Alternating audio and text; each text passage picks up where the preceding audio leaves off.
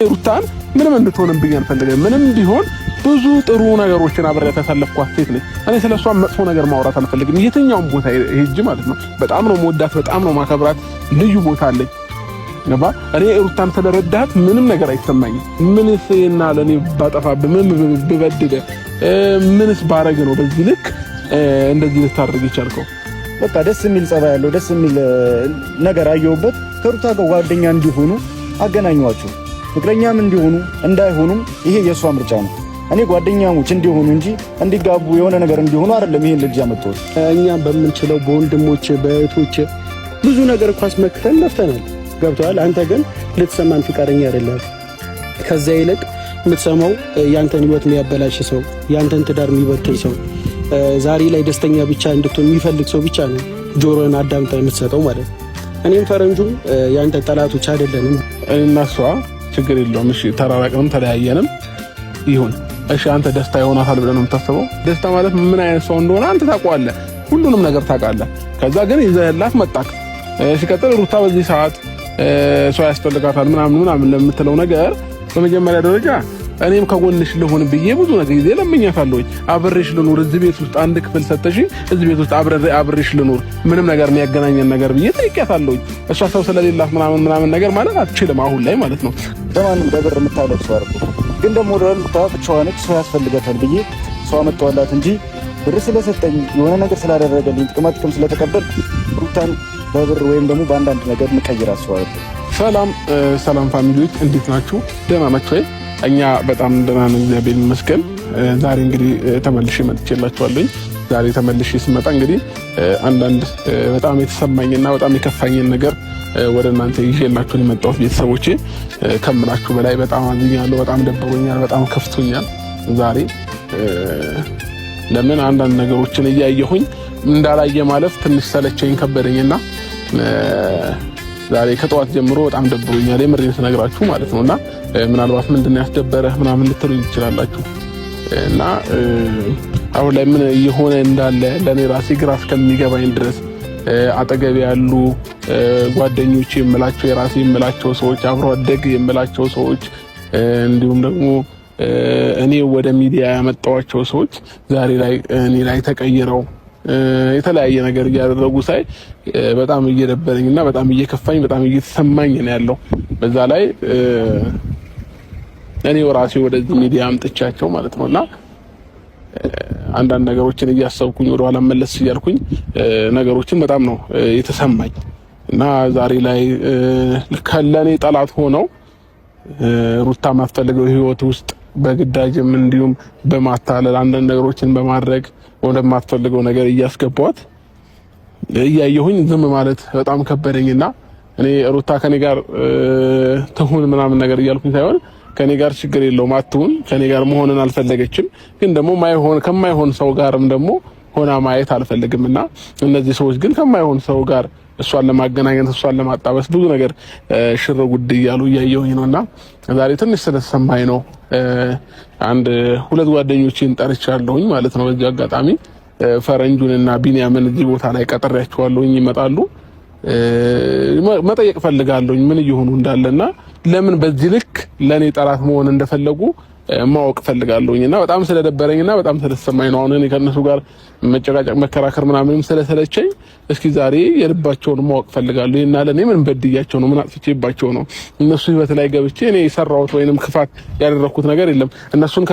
እነሱን ከመርዳት ውጪ ስራ ፈተው ቁጭ ባሉበት ሰዓት ነው ዩቲዩብን ያሰራችኋለሁኝ አብረን እንሰራለን አብራችሁኝ ሁኑ ምናምን ብዬ ከመጥራት ውጪ ምንም ነገር እንትን ያልኩት ነገር የለም። ዛሬ ላይ መስመር ሲይዙ ጥሩ መንገድ ላይ ሲሆኑ ዞረው እኔ ላይ ጠላት ሆኖና ይሄ ነገር ለምን እንደሆነ በጣም ተሰምቶኛል፣ በጣም ደብሮኛልና ጠዋት ከእንቅልፌ ስነሳ እንደዚህ ነገሮች እያሰብኩኝ በጣም ተሰማኝ።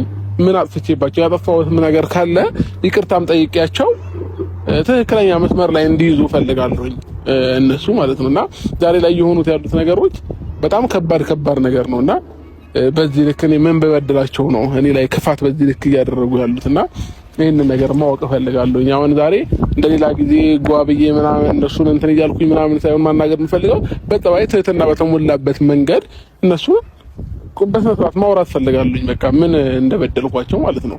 እውነትም እኔ አጥፍቼባቸው ከሆነ ወይኔ ላይ ጥፋት አይተው ከሆነ ችግር የለውም ይቅርታ ጠይቃቸዋለሁ።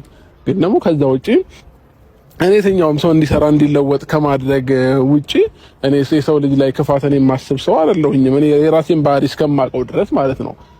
አይደለም እነሱ የትኛውም መንገደኛ እንኳን ዛሬ ላይ የኔን ስራ ሰርቶ ተለውጦ ባይ